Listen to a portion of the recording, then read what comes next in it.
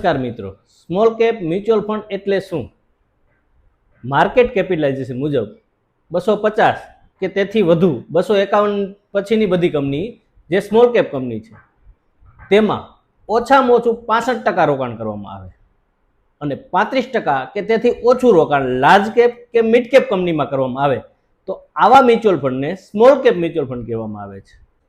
જોખમ અને વળતરની દ્રષ્ટિએ small cap mutual fund large cap અને મિડ કેપ કરતાં વધુ જોખમી હોય છે અને વળતરની દ્રષ્ટિએ લાર્જ કેપ અને મિડ કેપ કરતાં વધુ સારા રિટર્ન પણ મળે છે.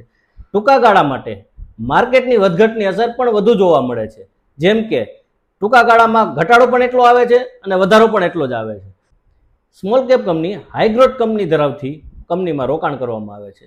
કંપનીનું કદ નાનું હોવાથી તેમાં રોકાણ કરવાની જગ્યા પણ વધુ હોય છે. સમયગાળો મિનિમમ 10 વર્ષ કે તેથી વધુ સમયગાળો હોય તો તમે સ્મોલ કેપ મ્યુચ્યુઅલ ફંડમાં રોકાણ કરી શકો છો. ઉંમરની દ્રષ્ટિએ જોઈએ તો 25 થી 40 વર્ષના લોકો માટે સ્મોલ કેપ બેસ્ટ ફંડ છે. Small cap company large cap અને મિડ કેપ કંપની કરતાં નાની હોય છે. લાંબા ગાળે તેનો વૃદ્ધિ દર વધુ હોય છે અને નફાગાળો પણ વધારે હોય છે, જેથી વધુ રિટર્ન પણ આપી શકે છે. જ્યારે આપણે 5 ફંડમાં રોકાણ કરતા હોય ત્યારે સ્મોલ કેપ ઓપ્શન બેસ્ટ છે. 32 એએમસી પાસે સ્મોલ કેપ મ્યુચ્યુઅલ ફંડ ધરાવે છે. જે લોકો હાઈ રિટર્ન અને હાઈ રિસ્ક માટે રોકાણ કરવા ઈચ્છતા હોય તેના માટે small cap mutual fund best છે.